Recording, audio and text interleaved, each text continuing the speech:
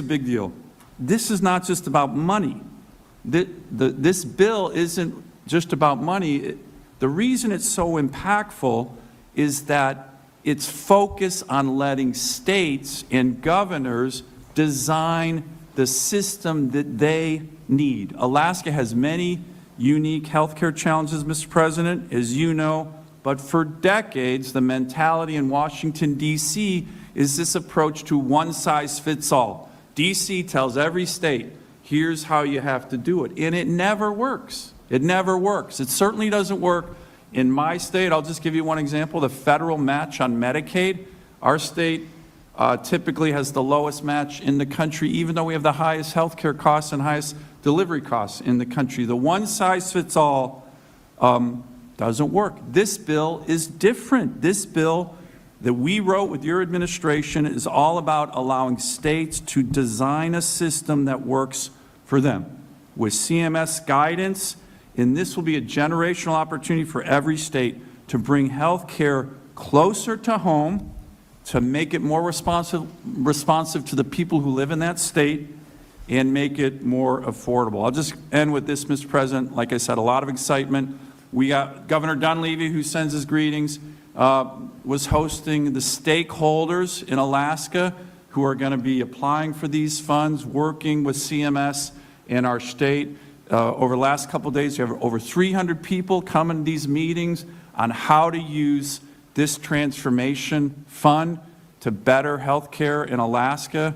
And this is going to help my constituents, it's going to help every American, and it is really exciting. And I want to thank, again, you, Mr. President, and your team. Thank you, Dan. Thank you very much. Oh, thank you very much. We're going to have to go very fast. We're going to have to go we are way behind schedule, and I have a couple of meetings that are very important. Nothing more important than this, but let's go. Come on, Bob. Rob? Fire round. Please. Mr. President, thank you very much for having me here today. And I represent northeastern Pennsylvania. You're governor from Scranton, Pennsylvania, so never had the opportunity to meet. But I inherited a very similar problem. But before I was even sworn into office, I had two hospitals, Moses Taylor and Regional in Scranton, that were eminently facing closure. Right. And it's been, and working with Dr. Oz, Administrator Oz, and the CMS team has been absolutely incredible on so many levels. And thank you again for intervening and shepherding us through that process. But when you're looking at Pennsylvania, we're going to receive over $193 million. In 5 years, it'll be over $1 billion for the Commonwealth of Pennsylvania. And when you think about northeastern Pennsylvania, clinics and regional hospitals, rural hospitals are the backbones of our communities. So making a targeted investment that is not just going to Band-Aid over poor operational procedures, it's going to actually transform rural healthcare.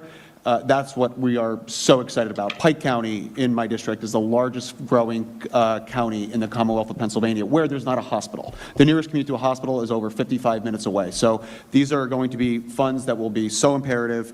The unprecedented investment is going to be incredible, and thank you for having me up here and being a part of this journey. Thank you, Rob. Appreciate it. Thank you, Mr. President. This is a great opportunity to be here with you and your team. Dr. Oz has been a tremendous asset. The $50 billion commitment to rural health transformation is critical. New York State is going to see about $212 million in the first year, which is vital for workforce development, access to care, primary, behavioral, maternal, emergency, telemedicine, et cetera. How were we able to do it? Because we rooted out waste, fraud, and abuse in the system. Democrats will just say we cut $1 trillion in Medicaid. That's not what we did. We said you need to be eligible, you need to be a citizen, you need to work if you are able-bodied without dependent children. We reined in the provider tax and state-directed payments, which have exploded over years. And we are taking this money, not only preserving Medicaid for the IDD community, our seniors, our children, our single mothers, but we're investing it in rural health. When you look at Obamacare, health insurance premiums have risen 96% since Obamacare took effect. Insurance revenues up 2,000%. Mr. President, you are 1,000% correct that the insurance companies are the problem. They wrote Obamacare. It's to their benefit, and the American people are being screwed. And so we can get a bipartisan agreement on what you are trying to do. When it comes to lowering drug prices, I will tell you, One of the largest pharmaceutical companies is in my district in Westchester County. I met with them in 2024 and I said, what would you do to lower drug prices? And the response was, go after the European price controls. You are spot on taking on the price controls that have been put in place. Most favored nation is the single best thing we can do to lower prescription drug prices here in America. The pharmaceutical companies will tell you that privately. And that is the fundamental fact. We need to go after PBM reform. Associated health care plans, we put that on the floor. Every Democrat voted against it, every Republican for it. Those would reduce costs by 11% because businesses, small businesses, would be able to pool together and purchase health care plans at a lower rate. We need to go after the PBMs and make sure that insurance companies are not owning providers and owning PBMs. That is what is driving up the cost of health care in this country. You've talked about IVF. I've been a big champion on this. We need to make sure the insurance companies cover it. I also have a tax bill to provide tax incentives to Americans, and what you have done to lower IVF costs on the drugs is critical. And you are 1,000% correct on expanding HSAs. I fundamentally believe that we can address the issues with Obamacare, make sure that the American people have access to care at a lower rate. We can get a bipartisan agreement to address the EPTC with expansion of HSAs so that the money goes to the people and not the insurance companies. We are committed to working to get this done, and I thank you for your leadership. Thank you. Thank you. Mr. President, gigantic thank you, and thank you for your incredible leadership. Your courage gives me more courage to say it the way it is. We're working very hard in Nebraska to run government like a business. This investment into rural America, which, by the way, in all of Nebraska, you poll 85%. I don't know what the hell's wrong with the other 15, but your 85 is a pretty good number. I think, be very, very brief. This plan will allow us to do common sense, pragmatic investments in rural Nebraska, and they will be sustainable. We will make sure that we don't need another dollar after 5 years. We are working on simple things like food.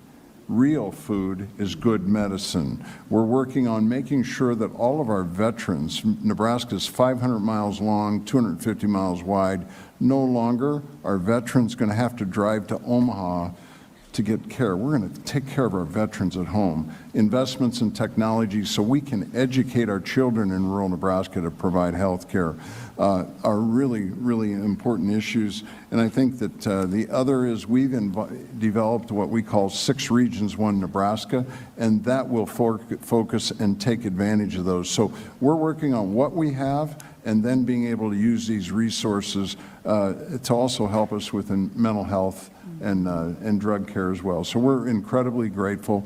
Nebraska, we work hard. We're about faith, family, hard work, the American dream, and we don't ask for much help in rural Nebraska. So we're really grateful for this investment. Thank you. Thank you. Thank you. Thank you for being here. 1 minute. How about 30 seconds? How about 30 seconds, sir? As a small town kid from Glen Rose, Texas, population 1,200 where I grew up, what you are doing today changes everything. And on behalf of our farmers and our ranchers in rural America, it is a new day and we're so grateful. The final thing I'll say is I think about Abraham Lincoln, who also sat in this room, and I think about other presidents throughout American history. And you think about how the fundamental course of American history has changed in certain pivot points throughout history. I think about you as the peace president. 8 wars solved, more coming.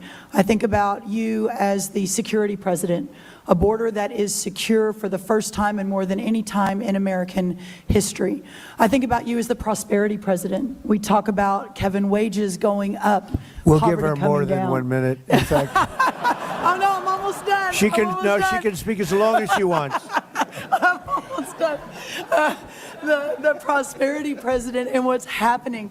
Think about you as the affordability president. Everything is coming down. Inflation is coming down. The cost of groceries is coming down. Fuel, housing, etc. And sir, today, in the last 2 weeks, you will go down in history as the greatest president for the health of this country in history. Think about our new dietary guidelines from Bobby Kennedy and I, but with your leadership, putting real food back in the middle of our health care conversation. Whole milk for healthy kids with those dairy farmers 2 days ago. We were in Pennsylvania talking about it yesterday. And today, putting the patient and the doctor back in charge of health care with great leaders like Governor Pillen. God bless you, Thank your you very leadership, much. and all of our leaders. Thank you so much, sir. Thank you very much. It's been a great day. And Terry and Andrew, thank you. Thank you very much for being here. I hear you're just outstanding people Yeah. and have really helped. We appreciate it. You want to say something? Thank you, President Trump, and I would just echo everything that's been said here. Thank you very much for what you're doing. I'm from the northwest corner of New Mexico. We also work with the Navajo Nation. Right. And so we have a lot of rural areas in our state and in our county. I'm also a county commissioner. So Good. I take as being a nurse practitioner, a county commissioner, with a heavy weight in order to see this happen. And it will help produce accessibility, which is a huge thing. People have to drive for miles in order to see a health care provider, workforce, quality care, and sustainability for our hospitals. That's what we're looking at. We meet next week in Santa Fe with our legislators. And so we're going to be addressing the licensure compact as well. And they've got to clean up their elections in New Mexico We're working. because those elections are so corrupt. It's incredible. If they Okay. clean it up, we win by a lot, but they are really corrupt elections. So I think if you want to do this, you have to tell them to start working on that. It's unbelievably one of the more corrupt states in terms of that.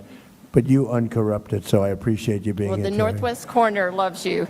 I know. I know. Thank you. I know we have great love in New Mexico, but it's the elections are so corrupt. Not much you can do about it. We have that with numerous states. Thank you very much, Andrew. Thank you very much. You have anything to say?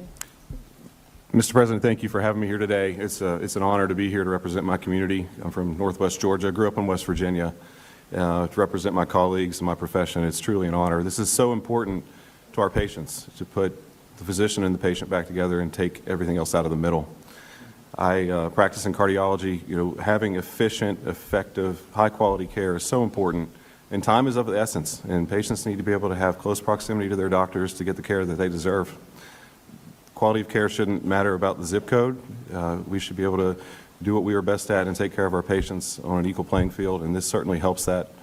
I greatly appreciate all that you've done for the American people. You are an inspiration to us. You make us believe no problem is too big to solve. I mean, you are a representative of that, and I thank you for your leadership. Thank you for this opportunity to be here, and thank you for putting healthcare at the forefront. It's so important to every patient and every family that we take care of. Thank you very much, Andrew. Great job. Great job you both do. Amazing. I've heard unbelievable things.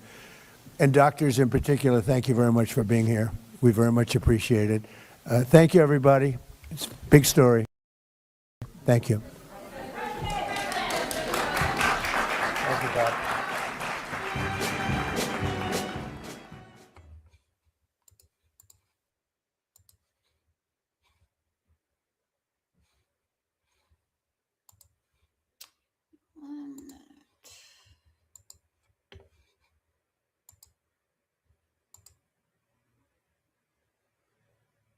Welcome, everybody.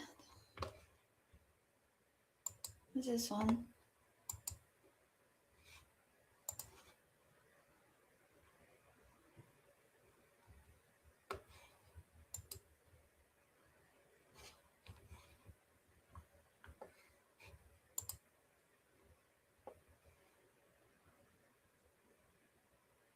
President Trump honors West.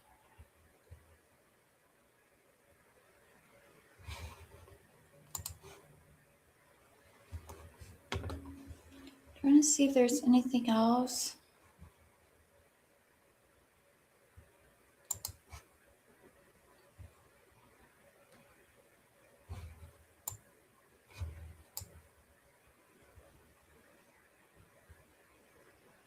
I don't know who this NASCAR legend is. Craig.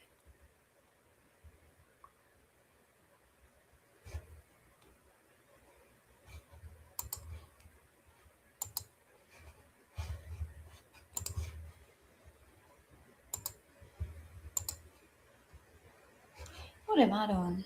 Wait a minute.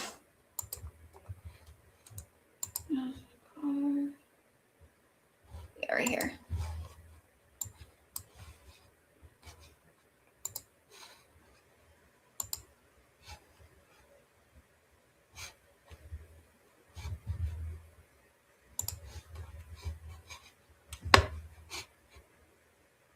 Wait a minute, guys.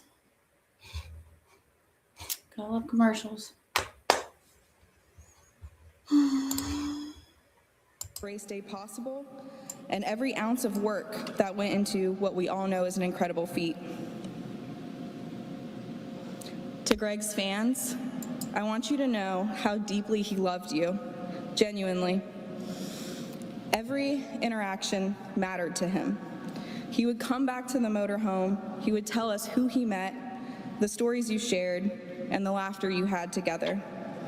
You made a lasting impression on him. I don't know if you guys watched NASCAR. He read the letters that you would send to him.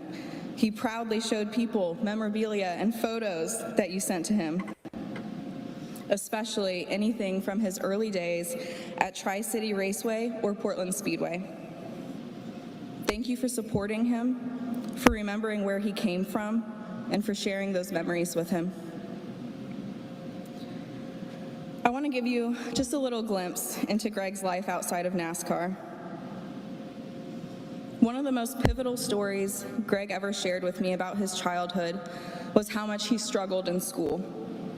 He struggled to focus, to sit still, to learn the way he was being taught. And that's something many people can relate to.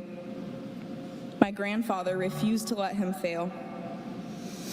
He sat Greg down with a motorcycle catalog and said, "Let's read this together." He took him to the steel yard and said, "Let's work on this together." He invested time, he found what sparked Greg's curiosity, and he gave him space to explore it. We would not have Greg Biffle without the dedication, patience, and belief of Jack and Sally. That's not to say Greg didn't still get in trouble. I've heard and will continue to hear all of the stories from high school and NASCAR races, everything. The trouble he caused, the cops always looking for his car. It was a small town and everybody knew exactly who was behind the wheel. He lived life fast and fully, and he loved to make people smile, especially if they were screaming and white-knuckling a handlebar at the same time. Greg built chassis in my grandfather's shop. If you want to talk about somebody who truly understood what he was doing, it was Greg. He welded the very chassis he would go on to race, and he knew the machines inside and out because he built them himself. We watched races every Sunday, just like all of you. I'd be outside playing in the yard, and I could hear my grandma yell from inside the house, "Dig, Biffle, dig, faster!" Just all the way outside, just always cheering him on. Something I always admired about Greg and was constantly amazed by was his raw talent for almost anything. He could try something just once and be good at it. That's not to say that he didn't make the rules up as he went along, and if you've ever played a round of golf with him, you know exactly what I talk about. But he was humble, kind, fun, and incredibly smart. Christina and Greg were destined to find each other. They complemented one another in a way that I've rarely seen.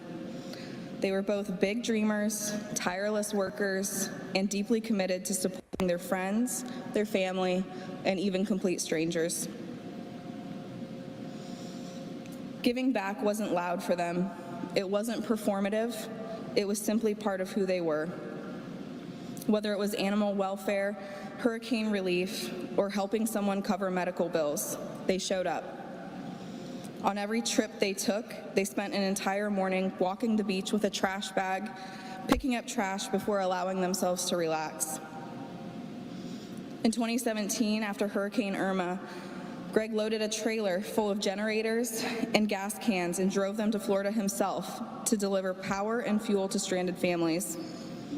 2 of his dogs, Axel and Lily, came from a litter of puppies that were evacuated from a shelter during that same storm. Hurricane Helene wasn't the beginning of their giving, and it certainly wasn't the end. Christina was a force of nature. She was a true juggernaut. If she thought of something that she wanted to do, she tried it and usually succeeded, very similarly to Greg. She started by thrifting and reselling clothes. She's written a book. She has actually created a business from one of her $1 million ideas. It's a fun game we like to play. She constantly set goals for herself, and she had the strongest entrepreneurial spirit I've ever known. But more than that, she was the fiercest supporter of women and her friends. The word no did not exist in her vocabulary. She believed the only thing that could limit your potential was yourself. And if you said you were too busy, which I'm very guilty of, she wouldn't accept that as an excuse. She was fearless, but she had the biggest heart. She wanted to bring people together, and she did, often. We have a group chat, I'll out them right now, the YOLO Sisterhood. We have 20 women in that group chat, and Christina was the cornerstone of all of us, all of our best friends. Christina became my best friend, one of the best friends that I've ever had. She was always there, always ready to support you in anything. One of my favorite memories was just cooking dinner for her. Cooking was not her strong suit, but when she just wanted a calm night, she'd come over, curl up on the couch with Ryder, share a meal with us as a family. And from the first day I met her, I knew I liked her. She was completely herself, unfiltered, grounded, and real. She asked for help when she needed it, and she gave it freely in return. She was protective of Greg, made sure he was taken care of, and somehow fit into our family in a way that elevated all of us. And she was absolutely perfect to us and to me, and we love her so much.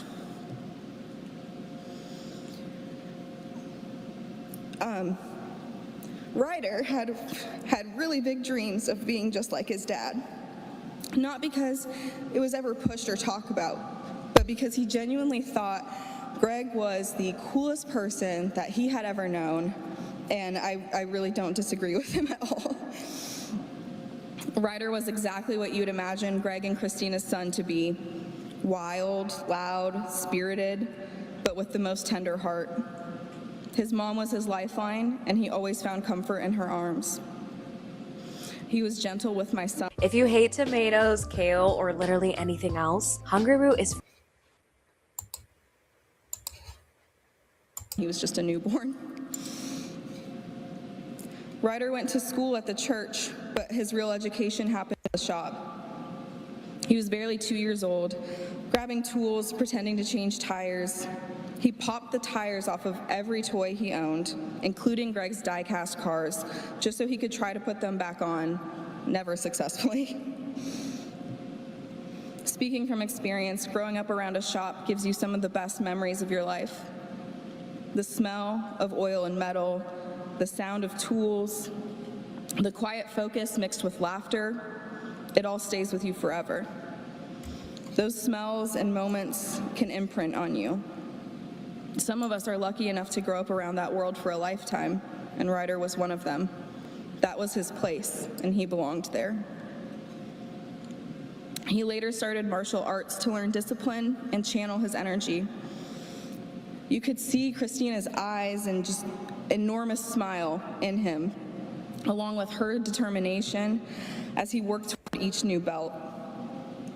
Ryder carried the very, very best pieces of both Christina and Greg. Emma was a deeply special girl to so many people. She's missed beyond words by her mom, her family, and her friends. And there's an irreparable hole in so many hearts. Emma brought kindness and laughter everywhere she went, effortlessly. Her sense of humor was perfectly timed. She'd say something unexpected and then laugh so hard she could barely get the words out. As I went through photos and videos, of Emma. It was always her laughter that made me hit record. At her core, Emma was the gentlest soul. She cared deeply about the people around her and wanted everyone to feel happy and safe. She was thoughtful, careful with others' feelings, and that kindness showed up in everything she did. Emma was the kind of friend people are lucky to have. She knew when to speak up, when to stand up for others, and how to do so with empathy and grace. Her emotional intelligence was far beyond her years. That same compassion extended to her love of animals. She adored her dogs and often talked about wanting to be a vet. When I reminded her that being a vet isn't always rainbows and butterflies, she simply said she just wanted to help. And that says everything about who Emma was. She was sweet, gentle, fun, and truly remarkable. Greg, Christina, Ryder, and Emma lived fully, loved deeply, and gave freely. Their lives remind us that what matters isn't how long we're here, but how we use the time we're given and how fiercely we love while we're here. While this loss is devastating beyond words, their impact remains, etched into all of us who were lucky enough to know them, love them, and be changed by them. We carry them forward in the way we live, the way we give, and the way we show up for one another. They will always be part of us. Thank you.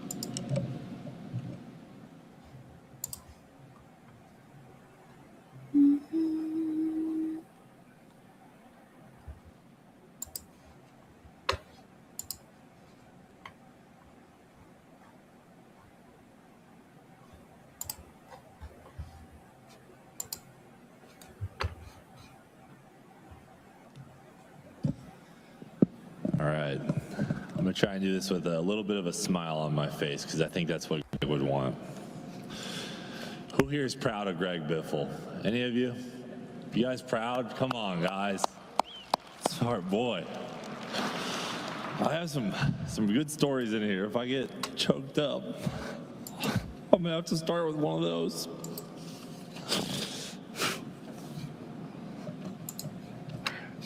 Sorry. Actually, I want to show this because people's been asking about this woman.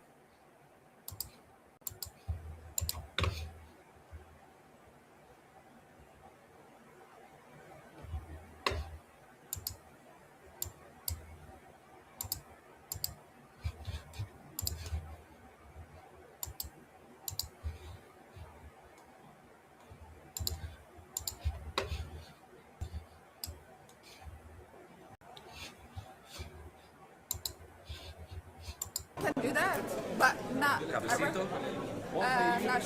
la mañana está a punto de comenzar. En cualquier momento María Corina Machado aparecerá en este estrado de la Heritage Convention, como el auditorio lleno de periodistas a esta hora, esperando para preguntar a la líder democrática de Venezuela por su visita a Washington y por esta segunda jornada. La rueda de prensa comenzará, como digo, de forma inminente, y lo que todo el mundo quiere saber es, pues por ejemplo, qué le trasladó el presidente Trump a ella y sobre qué versó esa conversación. Es cierto que María Corina Machado ya avanzaba ayer que fue muy positiva y extensiva, por el que habló NTN24, hacen una lectura realmente buena del encuentro con Donald Trump y posteriormente con senadores también en el Capitolio de Estados Unidos. Pero es ella voz quien se dirigirá de un momento a otro a la prensa para hacer para dibujar cuáles serán los próximos pasos, porque sabemos que va a permanecer en Washington al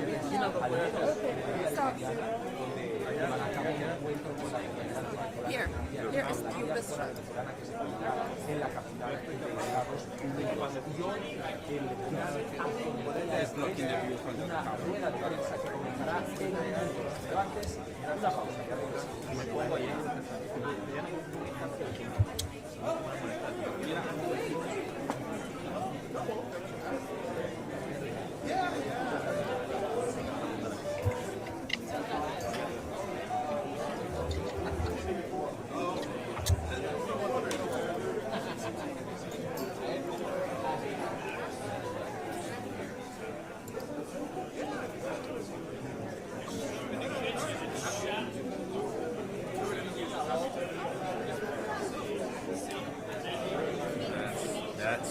Careful, watch your foot, watch your foot, watch your foot.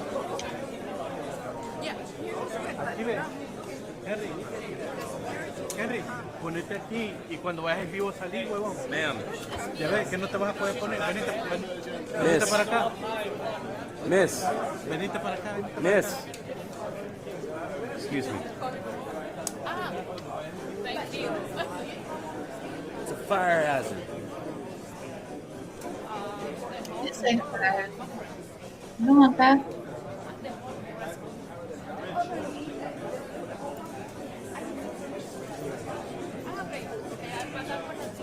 Te dije que le iban a votar.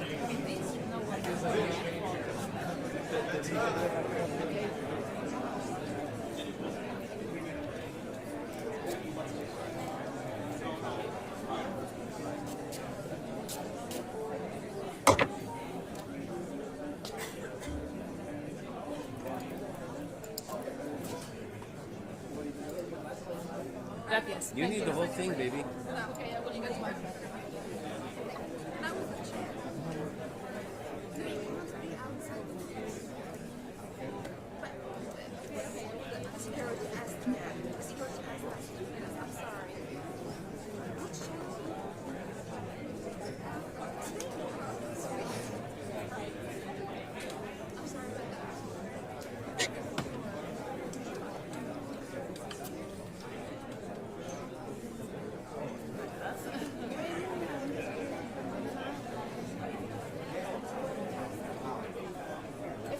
I don't know what I'm doing.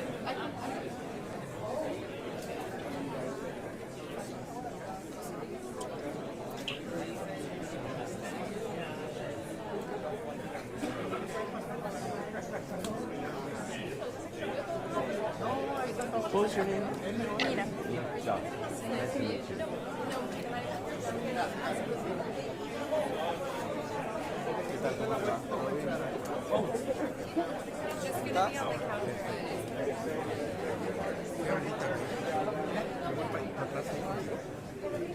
Hi, everyone. We're just running a little bit behind here. We should be starting in about 10 to 15 minutes. Thank you for your patience.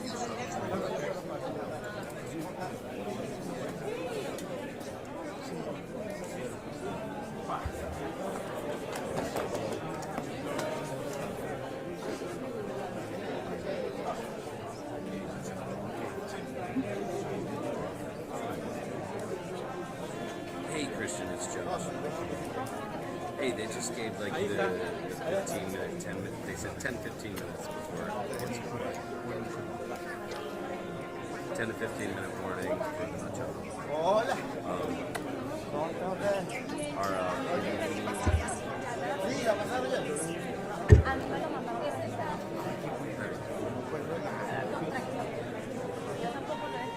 Yep, all right, thanks. And I'm going out on the floor, right? Perfecto. Beautiful, thanks, Chris. Bye.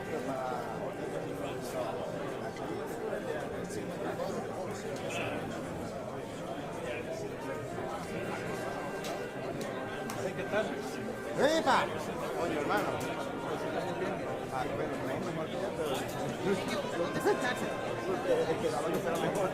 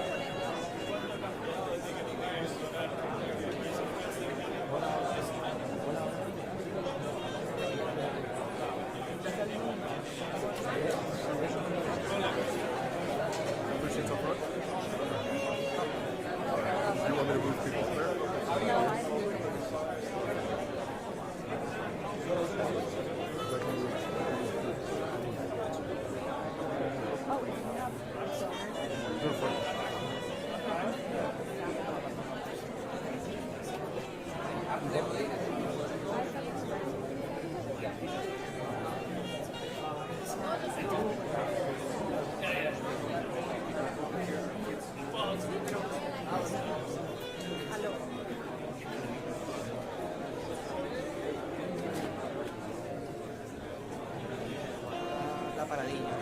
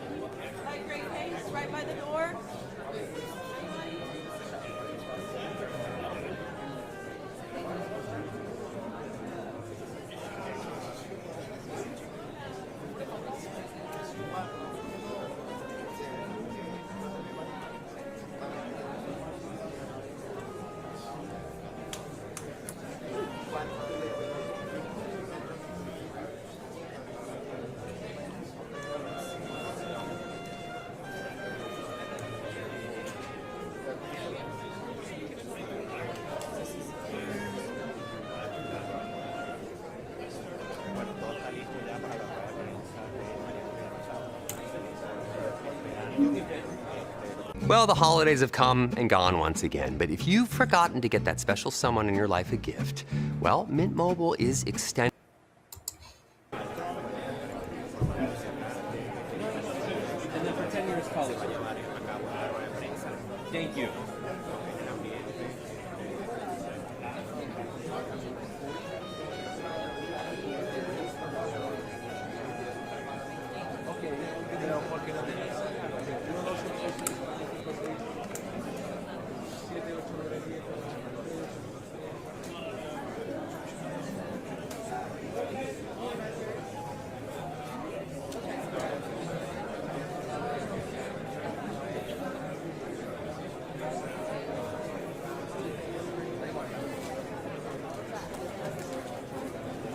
Appreciate you. Thank you very much.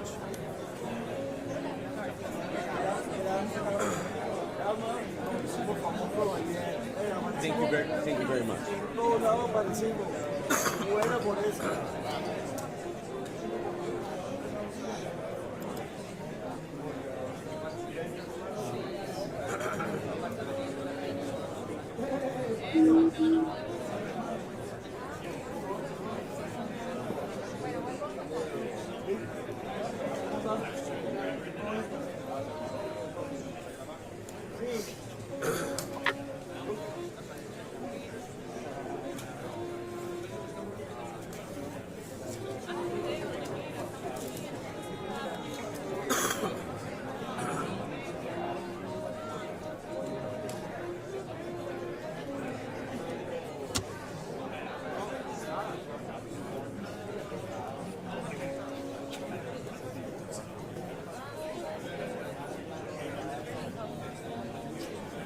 Cada vez llegan más periodistas y también otras autoridades y dirigentes de Venezuela, David entre los que esta rueda de prensa para escuchar, por ejemplo, todo lo que vaya a decir María, Corina, Machado. ¿Tiene garantía de la unidad de que no se tiene garantía de que Estados Unidos realmente hará que los jefes actuales del régimen abandonen el poder?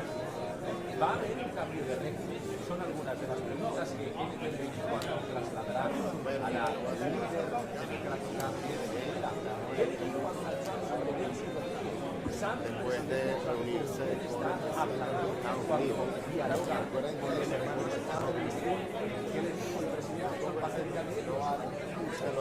las preguntas que le hemos formularemos su compromiso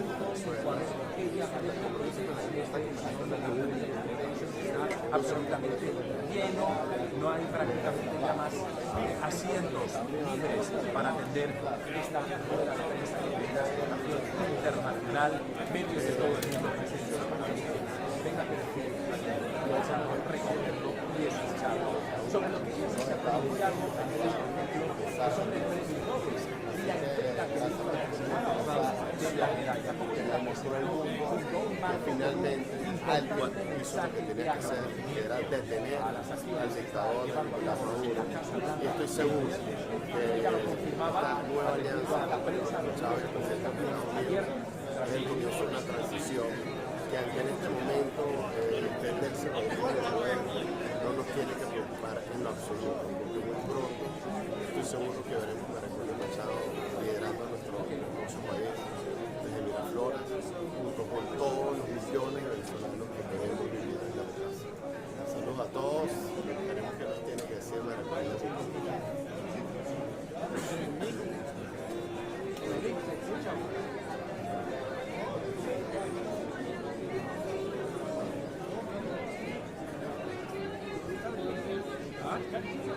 Pero o sea, se escucha, pero ya no se escucha como se escuchaba. 11 y 15 minutos a punto de comenzar, como decimos, esta rueda de prensa de María. Final mic check if you need. De la llegada de María a este salón de periodistas, una llegada que se va a producir en minutos. Check, check, check. Final mic check. Check, check, check. Final mic check. Thank you so much. Check, check, check. 1, 2, 3. Thank you so much. Okay, thank you so much. All right. Final mic check. Thank you so much. 3, 2, 1, 2, 3, 4, 5.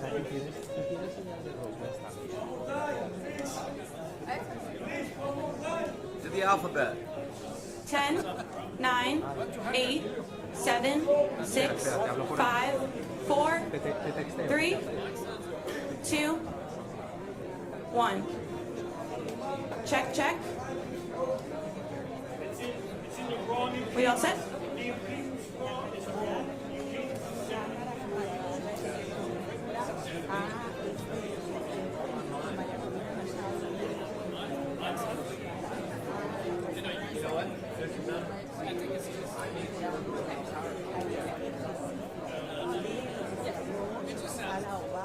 The music will go off. It sounds like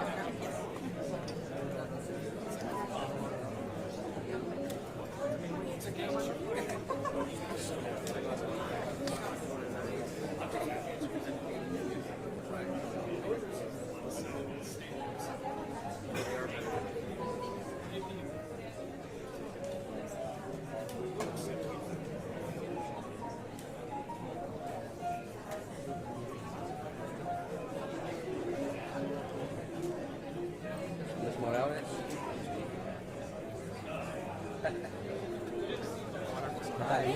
¿Sí? ¿Bien? Señor, ¿cómo está? ¿Todo bien? ¿Sí?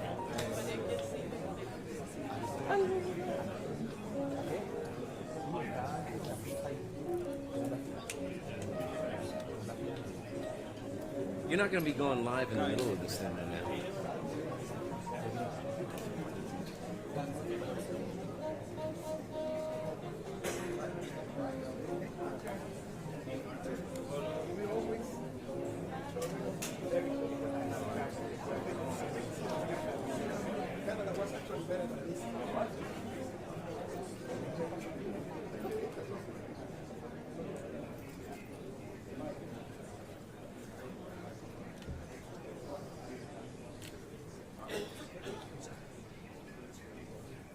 This is a final mic check. 30, 29, 28, 27, 26, 25, 24, 23, 22, 21, 20. Are we good? Alrighty. Thank you so much, guys. Keep going, keep going. I'm going. Checking the mic, making sure we are all set. We have the music off. Check, check. 1, 2, 3, 4, 5, 6, 7, 8, 9, 10, 11, 12, 13, 14, 15, 16, 17, 18, 19, 20. Okay, thank you so much.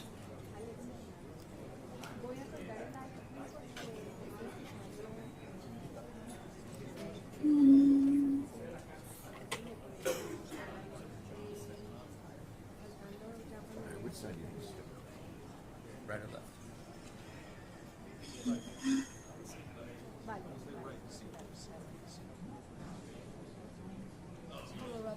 Okay. No.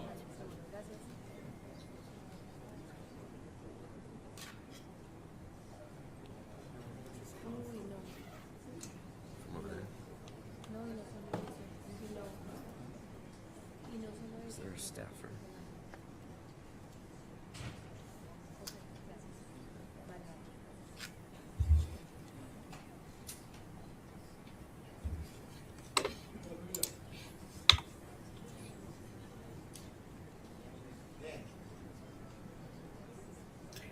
Just want to see her talk.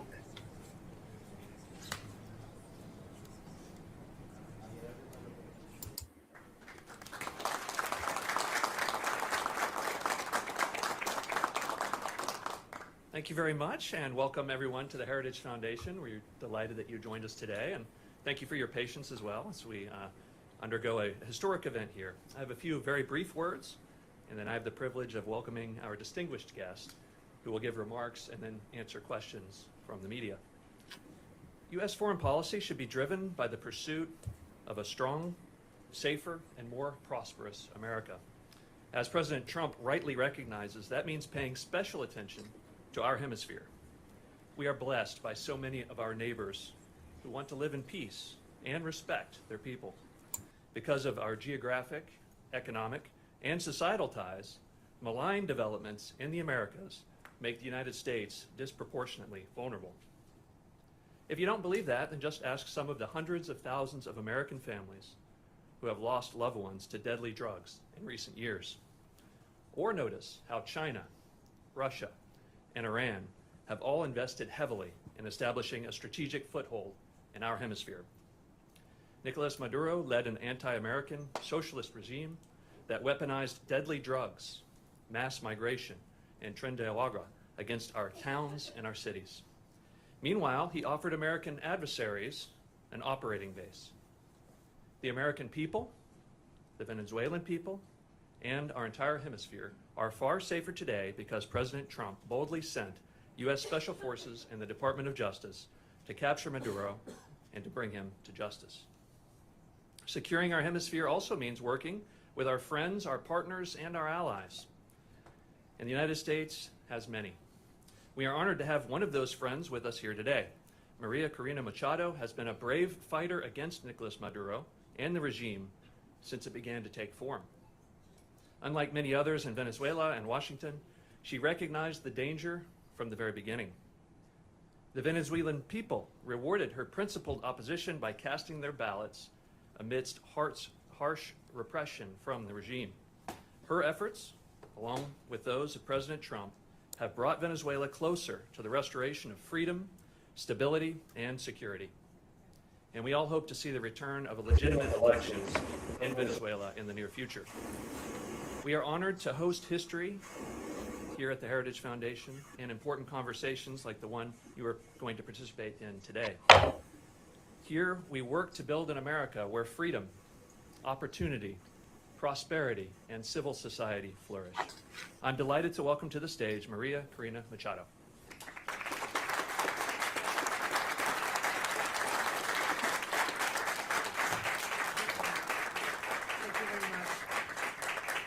Thank you very much.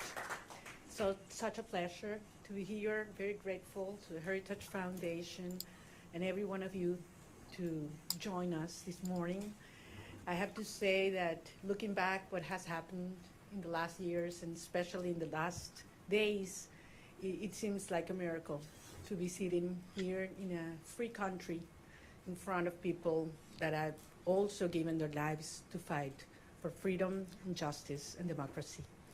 And that's why I am very honored, not only with the Heritage Foundation, but with every single citizen of this country that has welcomed us and has honored the immense struggle that the Venezuelan people has fought for so long. And finally, we can say that we are, yes, the threshold of freedom.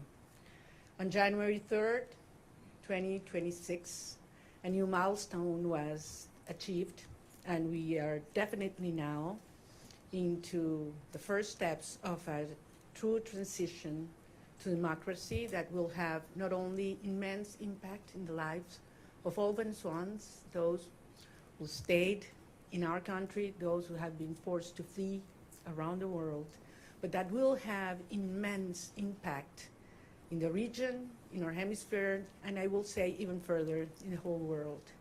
Because what we have proven is that a people determined to be free, even without resources, without money, without the free press supporting, even facing the most cruel tyranny, can prevail, because the force of conviction and the force of love is the strongest of all. I am very proud to be part of this generation of Venezuelans. Most of them have never known what it means to live in freedom or what it means to be part of a democratic society. But they have risked their lives, their loved ones, everything they have, because they share that dream to live in a free country. It's all about human dignity. It's all about justice. It's all about love. And it's love for our children, love for our country, and love for freedom that has brought us here. Now we face a very complex and delicate process. And as Venezuelans, we are absolutely grateful to President Trump, his team, his administration, and the people of the United States, because it took a lot of courage to do what he did. And he did it, yes, on behalf of the American people, but also because he cares for the people of Venezuela. And he told me that yesterday. And I think that was the most important message I can bring back to my country. Tell the Venezuelan people that the American people and the President of the United States truly cares for the life, the well-being, and the future. I'm certainly talking about our political prisoners and all those who have been persecuted, those who are all today in exile.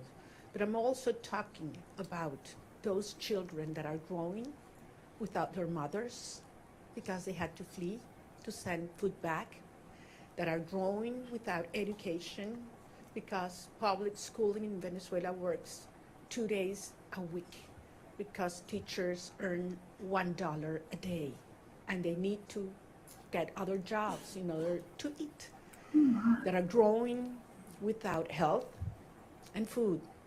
And we have the generation that is suffering the highest levels of malnutrition in a century.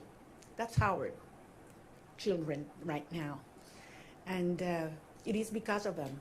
It's because of saving lives that we're doing what we're doing right now. And that's why we're going to win. And the only thing I want to assure the Venezuelan people is that Venezuela is going to be free, and that's going to be achieved with the support of the people of the United States and the President, Donald Trump of the United States. So I'm very grateful to be here.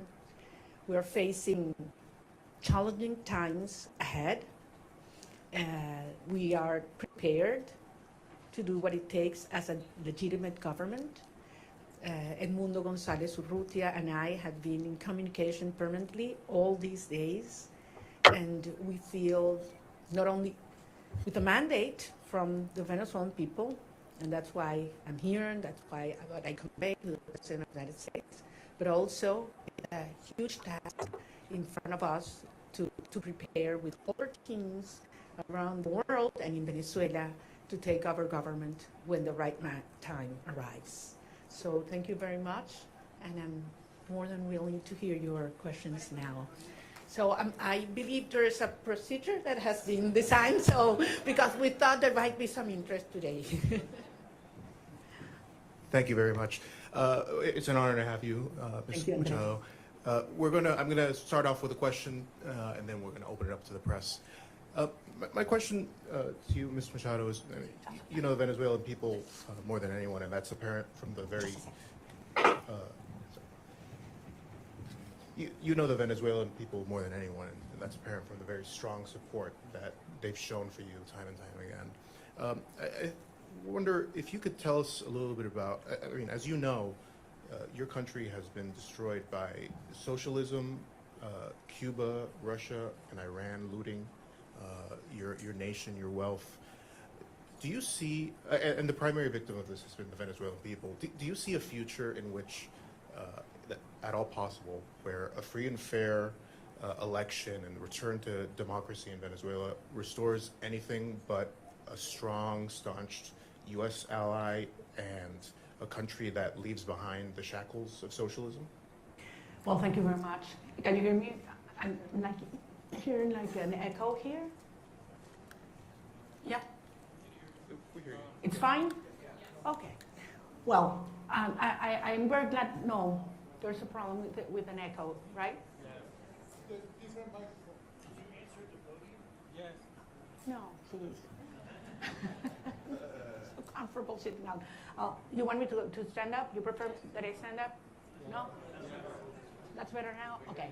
Look, I'm very glad we start with this issue because I understand that there are many concerns regarding the transition in Venezuela and compared to previous events in all parts of the world. And I always insist in the difference between what is today compared to Middle East countries that went through change in governments or regimes.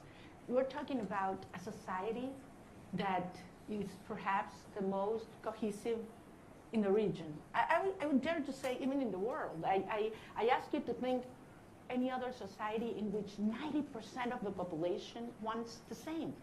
Not only that they reject the actual regime, but we want the same. There are not religious tensions within the Venezuelan society, or racial, or regional, or political, or social.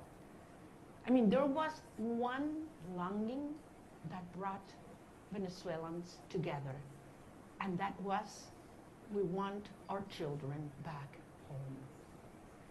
And it was that demand that I heard all around Venezuela in 2023, when we were moving forward to the primary process, that made me realize how powerful it was to unite a country, to tear down the barriers that the regime had built to divide us, you know, between rich and poor, black and white, left and right, military and civilians, and we brought a country back together. That's why I always said, you know what, Maduro's gonna go. We're gonna get rid of him one day or the other. What's important is the country that's coming afterwards. And it's a country based on shared values. We want to live with dignity. We want to live with the result of our work, our effort, a society based in merit, and not if you know the chavista who is in certain place at certain time. Women do not want handouts. They don't want to live in a box, you know, give their children a box of food that has a high cost, because then you have to lower your head and repeat what the regime wants you to say or dress as they expect you to dress. They want to live with their job well done. That's dignity. And that's what Venezuela deserves and wants today. And that's what we represent. So, of course, the result of this hard process will be a society based on these values. A society that is profoundly pro-America. And I want to insist on this. Delcy Rodriguez, yes, she's a communist. She's the main ally and representation of the Russian regime, the Chinese and the Iranians. But that's not the Venezuelan people, and that's not the armed forces as well. So I am profoundly, profoundly confident that we will have an orderly transition. This is a complex phase we are right now. Some of the dirty work is being done by them. But then the result of a stable transition will be a proud Venezuela who is going to be the best ally the United States has ever had in the Americas.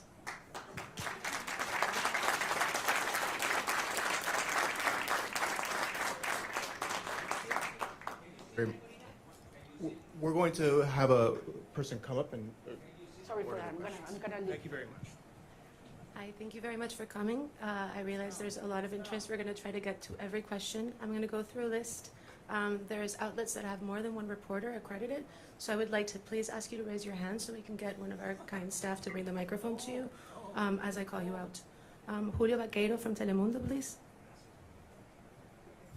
Hola, Julio. Hola, María Corina. Qué gusto verte aquí en Washington, D.C. El presidente Donald Trump, su gobierno, está hablando y trabajando con Delcy Rodríguez, así lo han dicho ellos. Usted le dio el Premio Nobel de la Paz al presidente Trump en su encuentro ayer. ¿Qué le dio el presidente a usted? ¿Un reconocimiento de su legitimidad como opositora con el mandato de encabezar esta transición en Venezuela? Gracias, Julio. Yo no vine a buscar nada para mí. Vengo aquí en representación del pueblo de Venezuela. Build a website you love with Wix.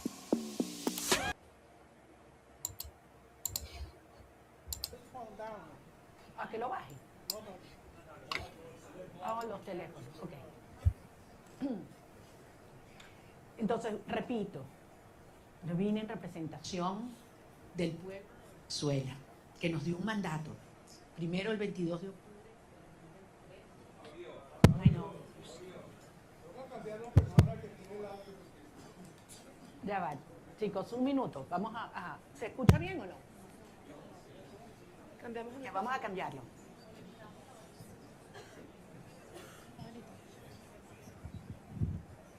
Ok, ahora está mejor. ¿Ahora sí?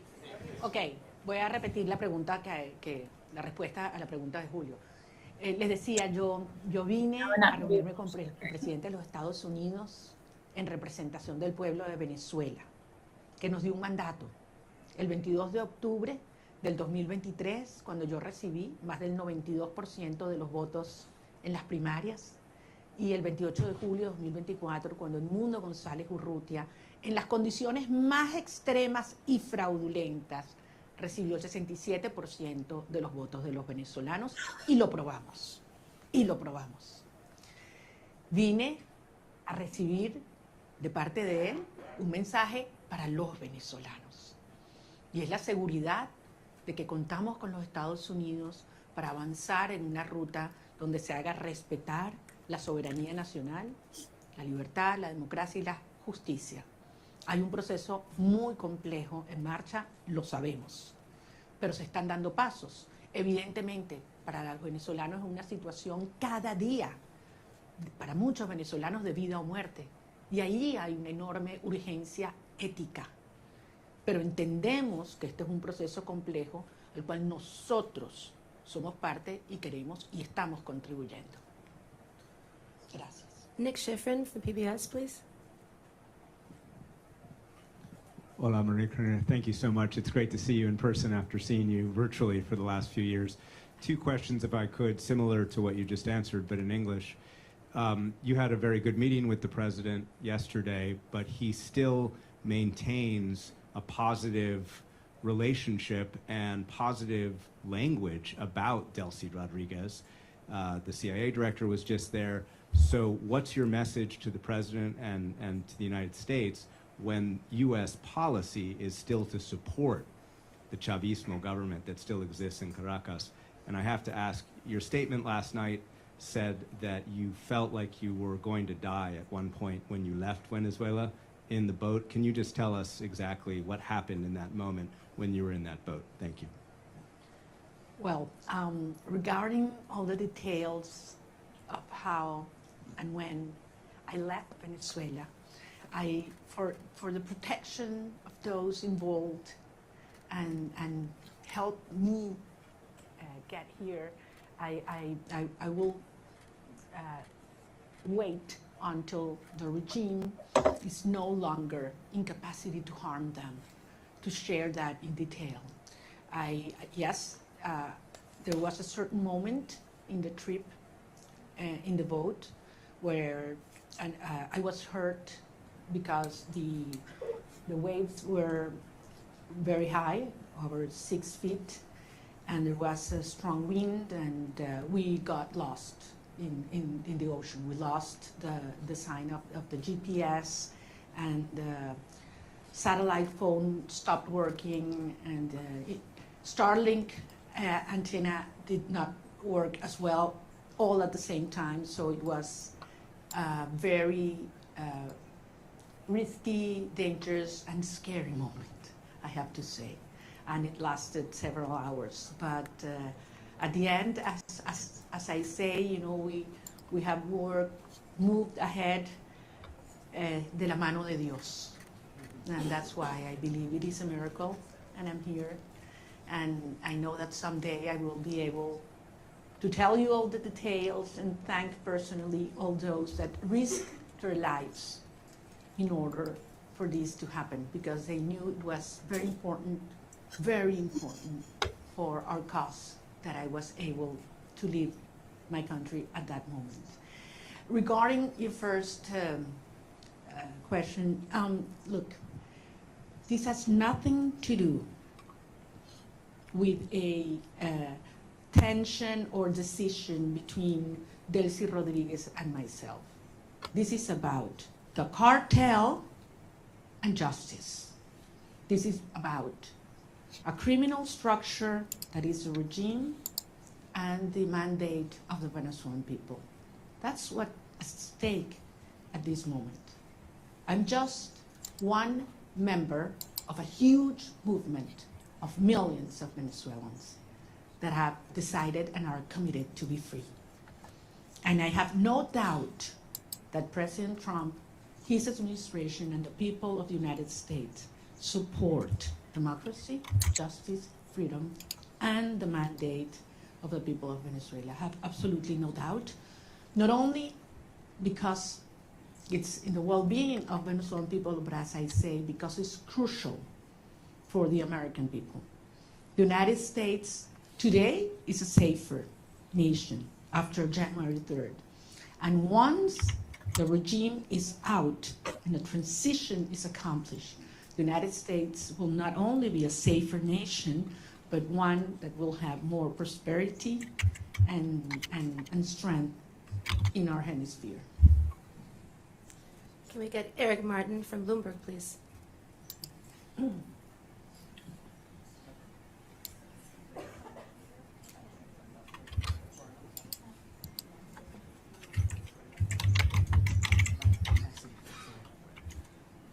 Thank you. Maria Corina, would like to ask you about the timeline for democratic transition within Venezuela, because obviously the Constitution calls for within 30 days a new election. You've already been recognized by a number of countries, including the US in 2024, Edmundo Gonzalez as having won that election, and accusations that the election was stolen by the Maduro regime. As you've mentioned, you overwhelmingly won the primary in 2023. Do you have an expectation, is your expectation that the next step in this process would be a new election in Venezuela? Do you expect that to happen in 2026? Or what does the roadmap look like from getting from today's government by Delcy Rodriguez, the government de facto that is in control, to a democratically elected government? Thank you. Thank you. Thank you, Eric. Well, if the Venezuelan Constitution were respected, we wouldn't have 1,000 political prisoners. We wouldn't have 9 million people fleeing and living around the country, we wouldn't have our president-elect exiled in Madrid. I mean, he would have taken power on January 9, 2024. So 2025, sorry. So we realize that there's no rule of law in Venezuela. I don't know actually if you're aware, Venezuela is currently in the last place globally in terms of rule of law. Out of 142 countries that have been evaluated by the World Justice Project, Venezuela is in place 142. So much for the Constitution. At the end, it is a matter of strength, and that was what made this process, starting on January 3rd, happen. I mean, that was the main difference. The regime realized that they are facing the strength of the people organized, but mostly, in this last phase, the strength of the democratic allies that are concerned about the structure of the regime, of the criminal regime in Venezuela. So this is a process that has several phases. We are in one that is complex, as I said, in which the regime is forced to dismantle themselves.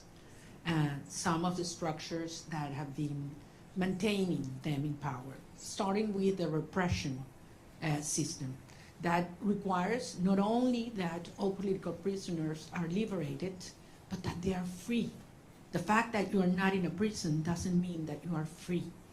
In Venezuela, they have left the jails, but they cannot speak to the press.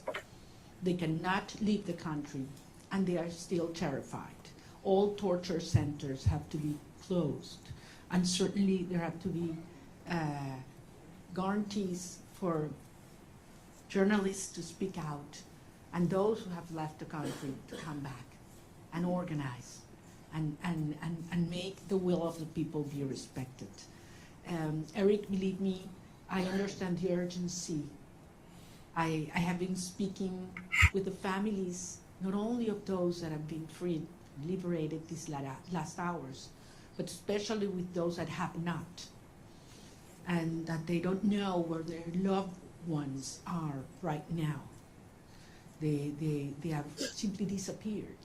I'm talking about hundreds of people. Actually, we found out in these last hours that there were more political prisoners than we thought, because many families had been scared just even to denounce that their loved ones had been in prison or disappeared by the regime. So some of those that have been liberated were not even registered by us. So, and this is still in place.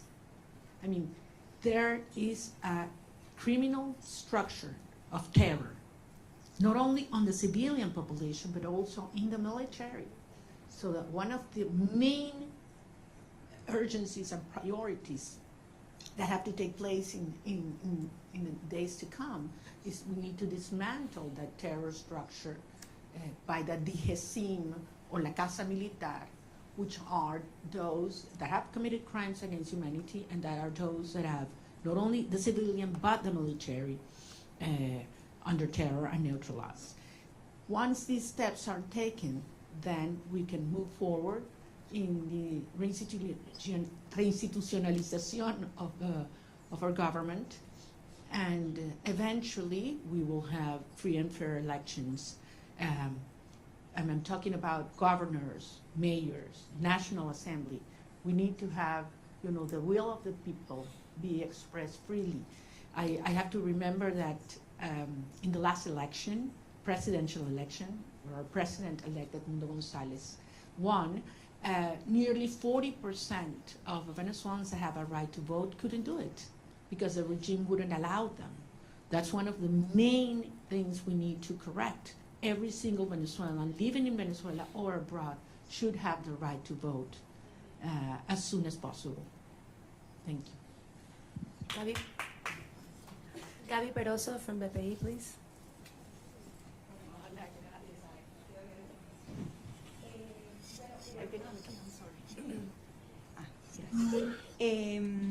quería que nos dijeras lo que se pueda revelar de la reunión con el presidente Donald Trump, por ejemplo, la importancia del reconocimiento al presidente electo Edmundo González, un cronograma electoral, eso se habló, hay posibilidades ciertas de esas dos cosas. Y en segundo lugar, una pregunta que se hacen los venezolanos, tu retorno a Venezuela, saliste con condiciones distintas, ahora Estados Unidos también está involucrado en eso. También se habló de eso con el presidente Donald Trump, la conveniencia que vuelvas o no, y para poner lapsos a Carnaval, Semana Santa, ¿cómo lo podemos medir? Porque los venezolanos se lo preguntan. Gracias, Gladys, te entiendo, porque como lo dije antes en inglés, para nosotros es un tema de vida o muerte. Miles de venezolanos cada día que pasa. Es una tortura, es una tragedia y es un tema de la urgencia ética asociada a poder realmente iniciar un proceso de reconstrucción del país y que regresen los venezolanos que se han ido. Como ustedes comprenderán, los detalles de la conversación con el presidente no lo voy a hacer público, es parte, por eso fue una conversación privada y yo soy rigurosamente respetuosa de los términos de cada conversación.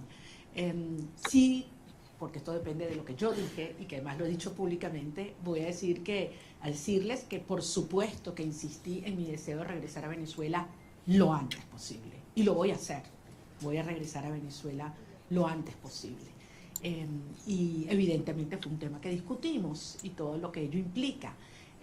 Pero no soy solo yo, son millones de venezolanos, otros compañeros, líderes políticos de otros partidos que también quieren hacerlo.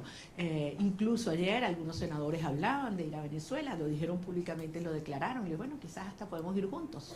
Es decir, yo creo que hay mucha gente en el mundo preparándose para ir a Venezuela, porque sabemos que este es un proceso irreversible.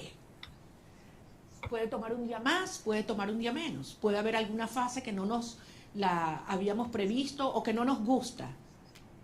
Eso es verdad, es un proceso tremendamente complejo, desmontando una estructura que tiene 27 años en el poder, destruyendo todo, aliados con los rusos, con el régimen iraní, entregando nuestras riquezas a China, ofreciendo el territorio venezolano para que opere Hezbollah, Hamas, los carteles de la droga, la guerrilla colombiana. Todo ha entrado, persiguiendo a la sociedad, acabando con nuestras instituciones. Y no pudieron. Tenido toda la plata del mundo. Por aquí tenía yo la cifra de lo que fue, lo que le ha entregado el régimen chavista desde el 99 hasta este año en petróleo venezolano regalado a Cuba. Estamos hablando cerca de 5 billones de barriles de petróleo. Es una cifra monumental, regalada. Entonces a mí no me vengan a decir que quién se está agarrando el petróleo en Venezuela en este momento. O sea, han saqueado Venezuela y aún así el país está de pie, decidido, unido, y pueden tener la seguridad que nosotros vamos a convertir a Venezuela, ahora sí, en el milagro latinoamericano.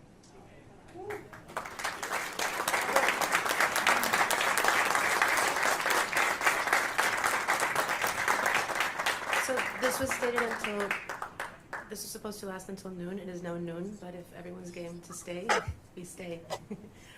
Paolo Mastrolli from La Repubblica, please.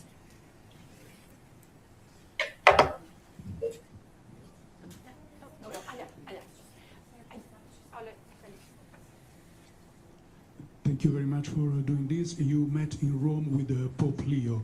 Can you talk about what you discussed with him, if the Holy See is willing and able to help you in this transition? Thank you very much. That was a very important meeting. I'm a Catholic, as you know, and believe me, during my trip, I prayed a lot. So I was able not only to talk to him, but to present to him some of the rosaries that I had brought with me during the trip. And it was a day that marked my life in a personal dimension, but also I had a reassurance of the Holy Father that he knows very well what's going on in Venezuela. He knows what the Catholic Church is going through because of the persecution and pressure on our bishops and priests and nuns. And I believe that he's not only concerned, but actively helping and supporting a peaceful transitional process to take place. I think it was a very important and timely message to Venezuelan society, which is mostly, as you know, Christian. So I think it couldn't have been in a better moment, and it brought a lot of hope and reassurance to our people. Thank you. David Alandete from Diario ABC, please. Aquí está David.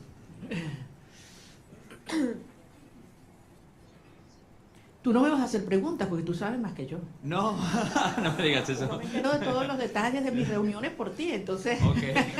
Sorry about that. No, te pregunto en español. Dale, David. Okay. Muchas gracias. Quería hacerte dos preguntas y muchísimas gracias por hacer esto. Es genial poder vernos, que no sea virtualmente. Estaba interesado en cómo... Se ha escrito mucho, se ha dicho mucho sobre cómo fue la visita, los términos, sin revelar nada interno. ¿Cómo te sentiste tratada y recibida? Porque creo que ese ha sido un punto muy importante en la cobertura de la visita. Y el segundo, ¿qué le dirías a la comunidad internacional después de haber sido recibida en la Casa Blanca? Me refiero a la Unión Europea, a otros países que han estado antes en mediación, pero no lo están ahora después de la operación del 3 de enero. Gracias. Muchísimas gracias, David. En primer lugar, nuevamente lo voy a repetir. Yo no estaba allí como un individuo, yo estoy allí en representación del pueblo de Venezuela. Nosotros representamos al pueblo de Venezuela. Ganamos apabullantemente, no una, 2 elecciones. Y el mundo entero lo sabe. Estamos allí en representación de un pueblo que ha dado su vida para vivir en libertad. Y que no vamos a descansar hasta lograrlo.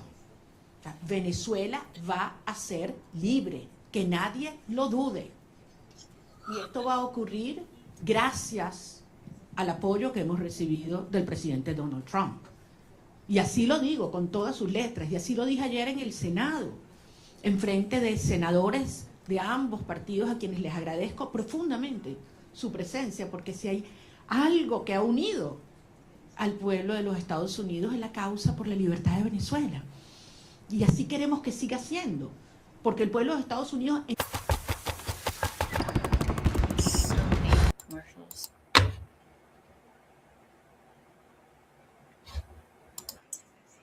existencial, pero es un tema prioritario.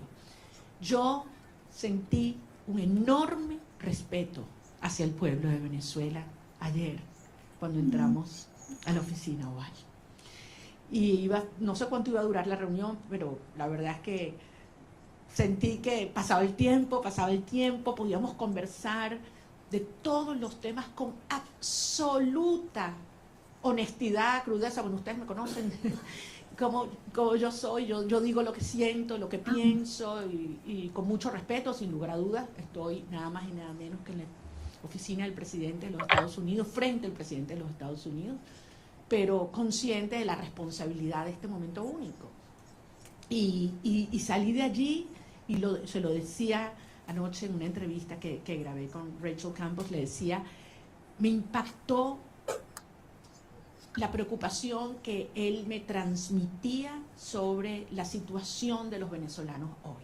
Cómo están los niños, cómo están los jóvenes, cómo están los ancianos, cómo está el sistema de salud, cómo está el sistema de educación, cómo están las familias, qué planes tenemos. O sea, yo creo que quizás públicamente se da a conocer más las preocupaciones por temas económicos, energéticos, etc. Pero yo ahí pude tener una conversación con un ser humano que le duele lo que están viviendo los venezolanos, que le preocupa y que está genuinamente comprometido con su bienestar.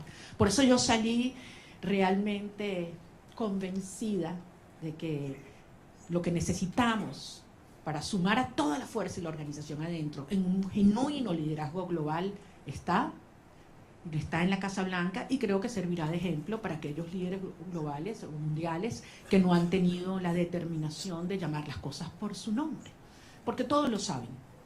A estas alturas no hay excusas. Están los informes de Naciones Unidas y el Fact-Finding Mission, donde se demuestran los crímenes de lesa humanidad que ha cometido Nicolás Maduro, Delcy Rodríguez, Diosdado Cabello, Vladimir Padrino López. Eso está allí, con nombre y apellido, testimonios desgarradores. Entonces no hay excusa para ignorar el terrorismo de Estado como ha calificado la Comisión Interamericana de Derechos Humanos. Más allá de todos los crímenes de corrupción, narcotráfico, tráfico de seres humanos, de armas, todo lo que sabemos que sigue ocurriendo en Venezuela. Es que yo salí emocionada y con una gran responsabilidad, desde luego, ver los tiempos por venir. Maxine Wallace, Washington Post, please.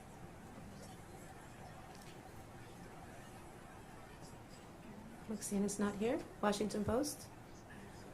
Washington Post. Here.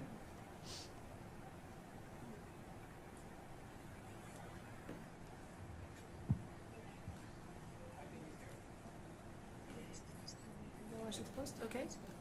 Then let's go with Carla Angola, please. She's right next to you.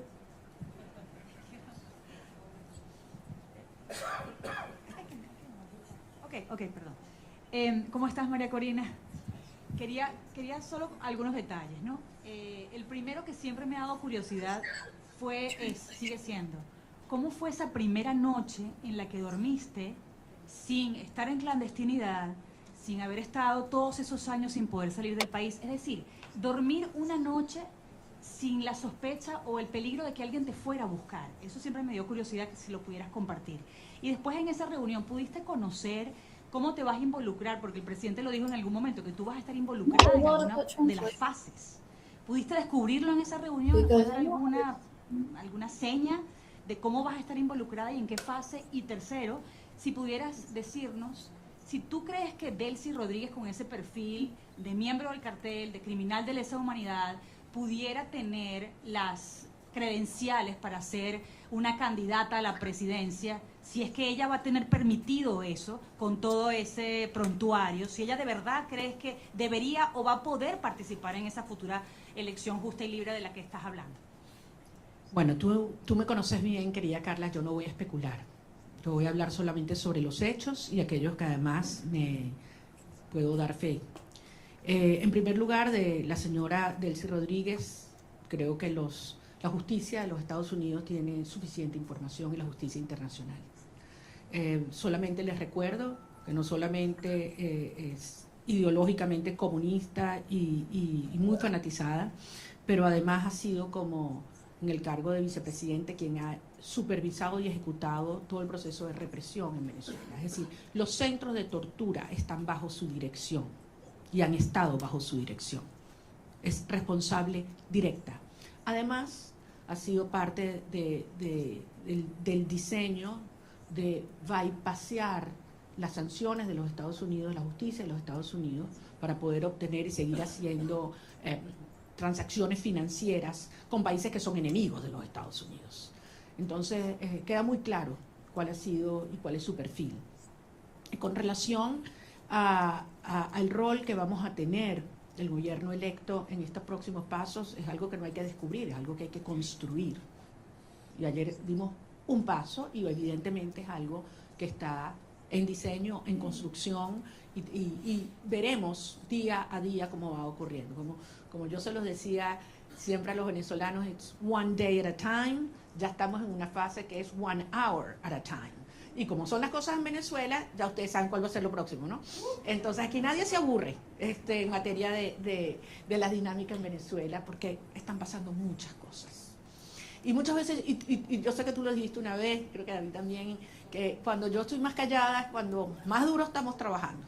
Entonces sí les pido en ese sentido, y yo sé que los venezolanos tienen profunda confianza. Miren a dónde hemos llegado. Con relación, meten mis temas personales, y estos son los que más me cuestan, lo que fue la salida. Lo único que les puedo decir es que yo no dormí esa primera noche.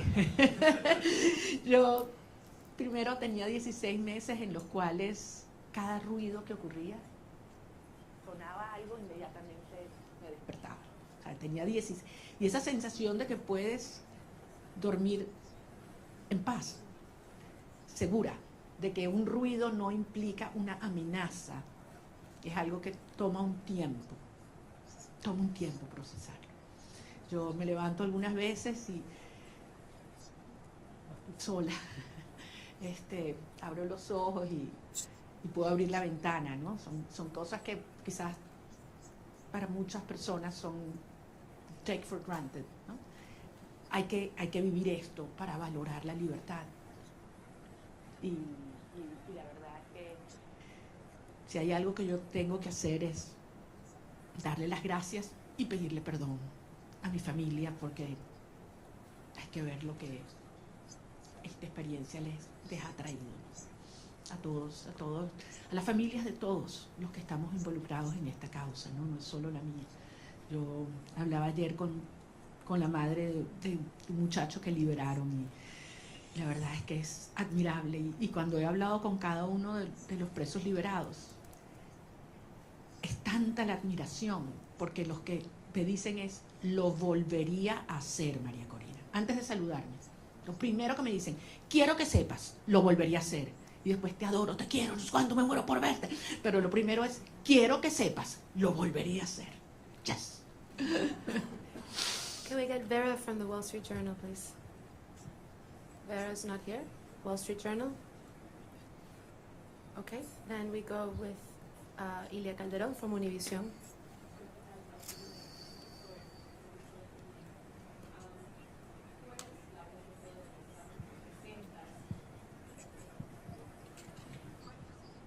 Tú eres la voz del pueblo venezolano y representas al pueblo venezolano. Delcy Rodríguez está en este momento al frente del gobierno de Venezuela. El presidente Trump ha tenido palabras para elogiarla y ha dicho que su gobierno está trabajando muy bien con ella.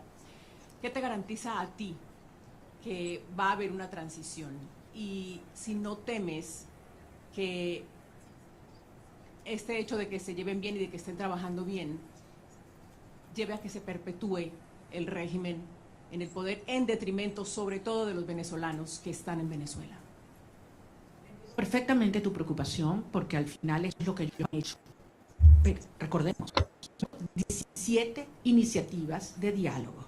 Esta no es la primera, de aproximación o negociación, acuerdo. 17.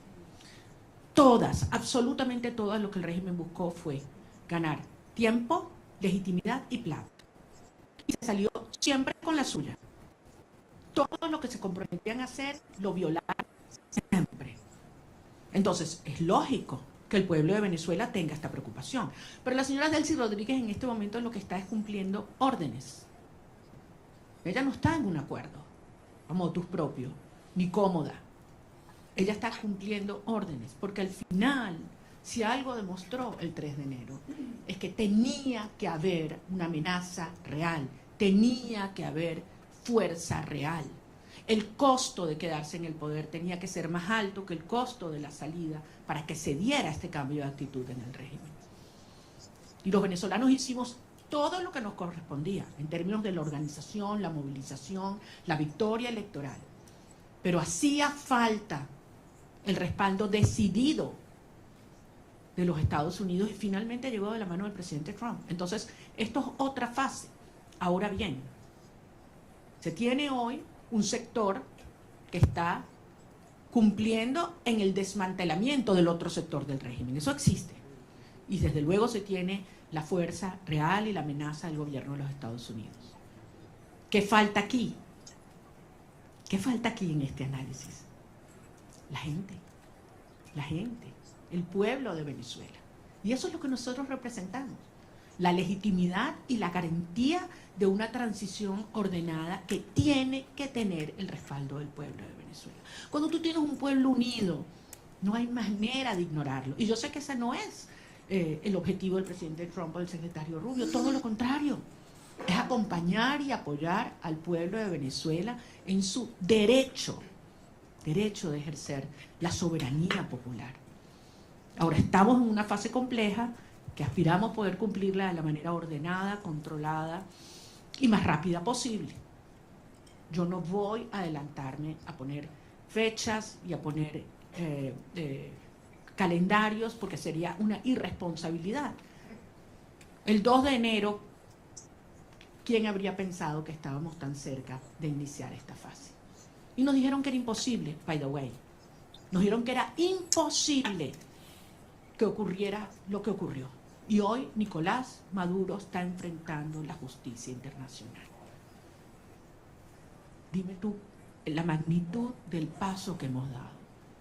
¿Estamos listos? Obviamente no.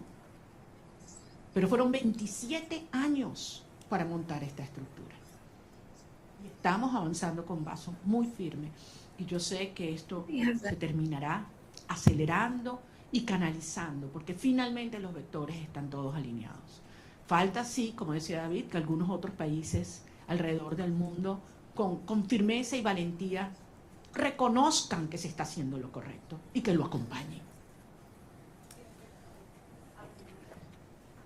Yo creo que en este momento no es posible, porque depende de múltiples variables, pero nuevamente, trabajando duro para garantizar que podamos regresar a Venezuela con Edmundo González Urrutia también. Benjamín Álvarez, de Deutsche Welle. ¿Está Deutsche Welle?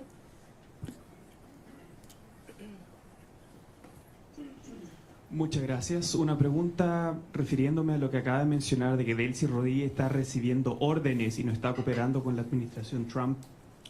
¿Cómo ve esta reunión de 2 horas que sostuvo Delcy Rodríguez con el presidente de la CIA el día de ayer? ¿Y no le preocupa esta cooperación tan cercana que está buscando la administración de Trump con ella y con la gente cercana al régimen? Yo no quiero especular, no conozco los detalles. Ahora, si los Estados Unidos obtienen la información que necesita por parte de esta señora, yo creo que ese es el tipo de cooperación que nosotros esperamos, sin duda, y nos conviene, sin duda. Yo entiendo que para muchas personas esta es una situación difícil de entender. Para muchos venezolanos quisiéramos que esto evolucionara realmente de una manera más rápida y trabajaremos para que así sea. Pero desde luego, pocas personas tienen tanta información sobre la estructura criminal de la tiranía como quien fue parte de su diseño.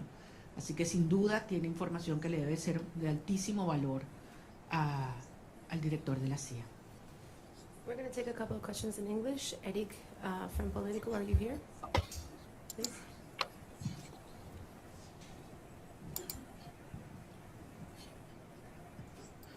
Thank you so much, María Corina. It's good to see you in person.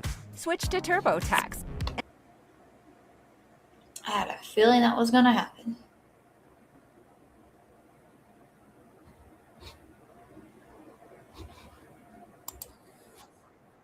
Defray pressure to go towards elections or to dismantle criminal networks in the country. Do you share those concerns that she could use an issue that is very central to this administration's foreign policy? Thank you very much. We all know how this regime weaponized migration against several countries, not only the United States. And migration in Venezuela was designed by the regime. Wasn't, just spontaneously happened. It was designed by them. And certainly they've tried to use our people as a trade bargain, trade to which is very, very painful. But I think everybody knows that the only way that we can have people on their own means, and talking hundreds of thousands coming back, is given the Venezuelan people the hope, the certainty that we will have a democratic future and security in our country. It's not a matter of having all economic problems solved. People are willing to go back to be part of the solution. but if they have, hope that we will have a freedom and democracy in the future. So I think it is clearly in the best interest of the United States and those that are concerned about migration to have a transition take place as soon as possible, because you will see millions coming back home. I have several accredited journalists from the AP. I don't know who wants to take the question. Josh Goodman from Associated Press. Hi, Maria, Corina. Thank you. Lots of questions still about the meeting yesterday with President Trump. I just have 3 specific ones. Did you urge him to seek the arrest of Diosdado Cabello? Did you urge him not to meet with Delcy Rodriguez, as he's indicated he would? And did you urge him to not allow Delcy Rodriguez to reopen the Venezuelan embassy in Washington? Those are 3 specifics. Want to know what your position on those are. Thanks. Well, I think I don't need to urge the president of specific things. I think it's very clear what has to be done right now. We exchange views about the implications of several actions. And I just want to tell you that I was very impressed of the degree of information he has, how closely he follows the situation in Venezuela, and how much he's concerned about the well-being of our people. Certainly, we did talk about the political prisoners and their families, and the importance to stop repression from the root in Venezuela right now, because you cannot talk of a transition, even in its first steps, if there's still repression in our nation. The Daily Signal.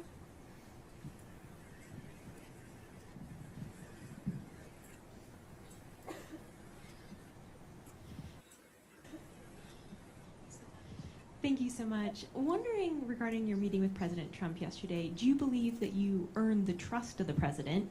And did you all specifically talk about a transition of power in Venezuela in which you would become president? Thank you. Point again, this is not about me.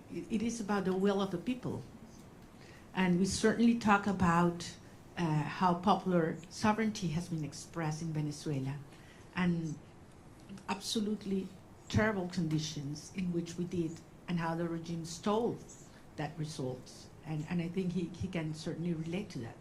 So I believe that the point here is Venezuela has decided as a nation to be united first, to unite back again, and to fight for a right to be free. And he understands the moment and the implication for I would say the whole hemisphere. We talked, and I would say this, I know you can imagine that about other countries, and specifically about Cuba and the implications of a transition to democracy in Venezuela, what would mean to Cuba. And I insisted in something I've said many times, that I believe that for the first time in history, we will have the Americas free of communism, dictatorship, and narco-terrorism, for the first time in history. And that's what's already happening. Sometimes you are so immersed in processes that, it's hard to understand the implication. The and historic implications. Imagine what this will mean to have these dictatorships finally gone in Venezuela, in Cuba, and Nicaragua. I mean, this is equivalent to the fall of the Berlin Wall in the Americas. So this is huge from a historic perspective, and this is happening as we speak.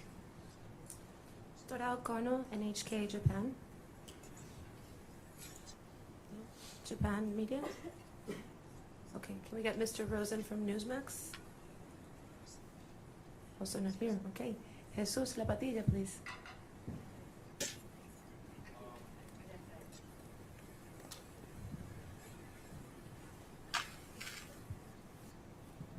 Okay. Yeah, I was wondering if President Trump he's aware of how many political prisoners have been released so far. I mean, it's less than 10%, and I was wondering if he's aware of that, and if he's told you some strategies that he will do to enforce, to make them release in the next months or weeks or something. Certainly aware. President Trump is certainly aware of what's happening with the political prisoners, how they are not being complying as they were expected, and committed to see that happen. I have no doubt. Well, what specifically he plans to do, we didn't get involved into that, but I trust his word that that's something it will take place. And as you know, Jesus, and we've talked about this is one of certainly my top priorities right now, certainly. We do have another media outlet from Japan. If you're in the room, please raise your hand. No? Okay. AFP, Agence France Presse. Over there.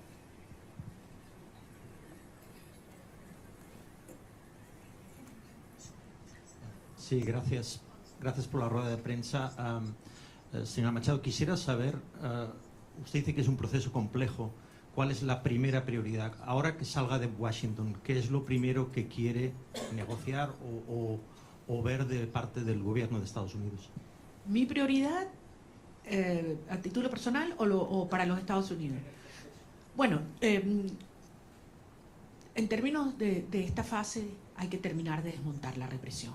Insisto, no es solamente que una persona pueda salir de la cárcel, es que sea libre y que se detenga la puerta, lo que se llama la puerta giratoria en Venezuela. Te sueltan 5 personas y te detienen 10 el mismo día. Y eso está pasando hoy. Esto sigue ocurriendo hoy. Y entre otras cosas, les recuerdo que la estructura del poder en Venezuela no es monolítica y no es jerárquica, es heterárquica. Por eso la propia señora Delcy Rodríguez no tiene control. Cuando dicen... Not sure if you saw the news, but Fox News is claiming...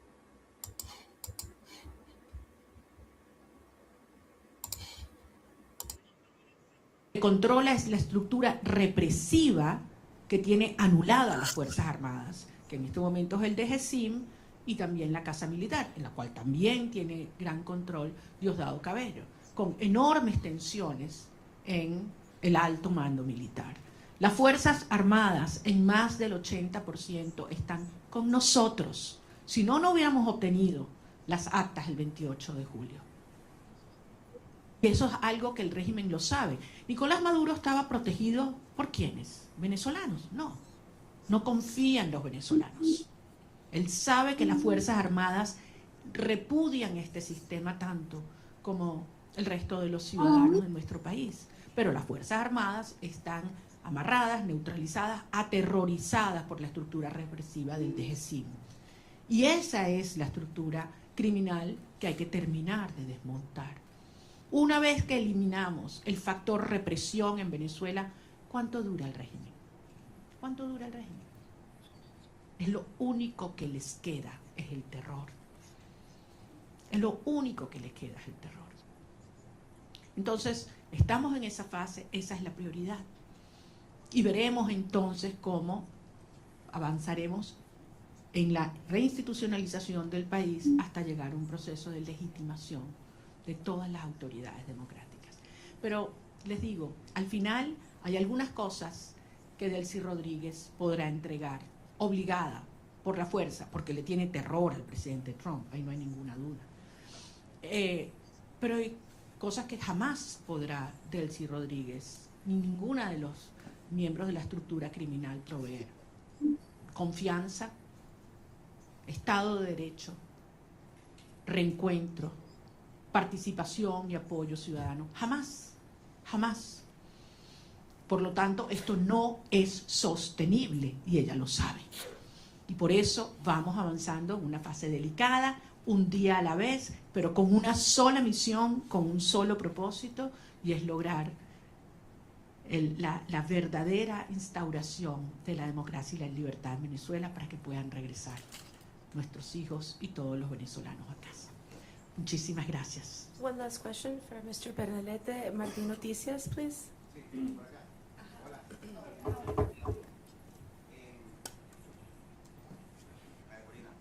Gracias por la oportunidad, gracias a todo el equipo. Conversación que tenga prevista con el secretario Marco Rubio en virtud de recapitular un poco la orientación diplomática entre Venezuela y el gobierno de Estados Unidos, y hay alguna aclaratoria con los términos de cooperación energética entre Estados Unidos, dado que el secretario del Departamento de Energía dijo que hasta 2 años podría ser el control del petróleo en Venezuela. Bueno, nuevamente, las cosas en Venezuela se están moviendo rápidamente. Es evidente que mientras esté el régimen en el poder, no hay confianza para ninguna persona, para ninguna institución, para ninguna empresa, y por lo tanto existe este nivel de supervisión sobre los ingresos petroleros. Pero la transición en Venezuela, y como mismo dijo el secretario de Estado, las fases se solapan y esto puede acelerarse enormemente. Yo voy a tener varias reuniones en Washington y en otras ciudades sobre las cuales en su momento informaré. Prefiero no hacerlo desde ahora. Yo sé que ustedes entienden, por respeto a las agendas y a los acuerdos con mis interlocutores. Pero en todo caso, quiero darles las gracias. Créanme que es toda una experiencia interactuar con periodistas que pueden libremente decir lo que piensan, hacer las preguntas que les salen del alma y no las que les imponen, y poderlos ver a la cara con un backing que no sea blanco.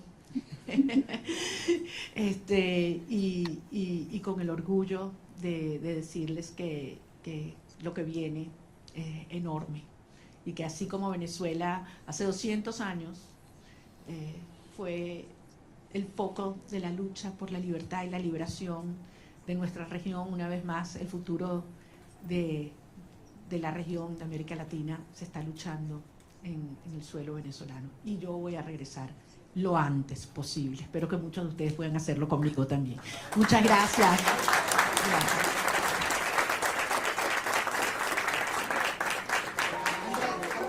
Thank you very much.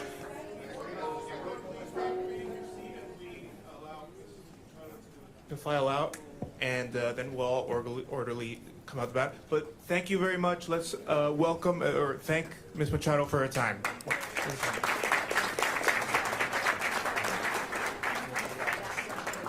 God bless.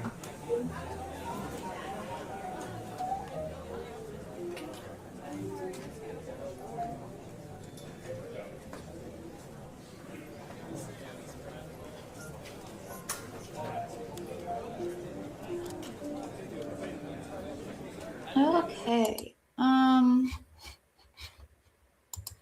That's pretty much it. But thank you guys for tuning in. Thank you for the likes. And I recently was just gonna broadcast Trump. I didn't even know that she was gonna come on and finally speak. I'm honestly glad that she did, because I was talking to somebody about her the other day. There are English parts to this, okay? She didn't just speak Spanish all through it, thankfully. I'm going to see if I could try to translate the Spanish and English, at least those parts. I might need to see if my editor can do that, because I might be spending hours trying to figure that out. Because I know not everybody can understand Spanish, okay? I can't. But God bless her for actually coming out and speaking to the press and just letting us know what's all going on. But I do pray for her safety. Keep her in your prayers. But other than that, thank you guys so much for the likes. I did briefly broadcast Greg, I think his name was. He was a NASCAR driver. I don't know him. I've never watched him, but I do pray that he knew our Lord and Savior. So it's sad what happened to him. I don't know what actually happened to him. I don't know if it was natural or if he wrecked, or if he was just dealing with a health issue, but I was watching that, and then I saw that she was coming on, and I immediately cut that one off because I really wanted to know what she was going to say. So, sorry about that, but other than that, I will see you guys on the next live.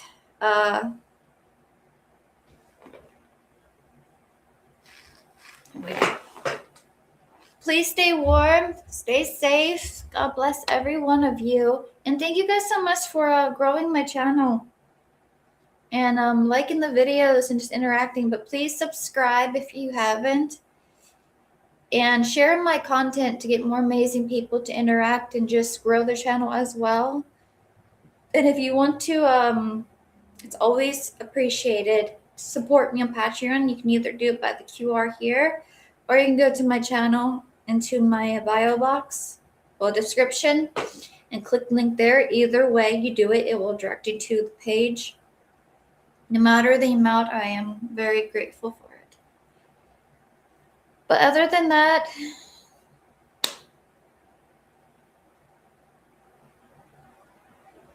thank you guys so much for tuning in, okay? I'm waiting on a call, so I will see you guys later on the next live. God bless.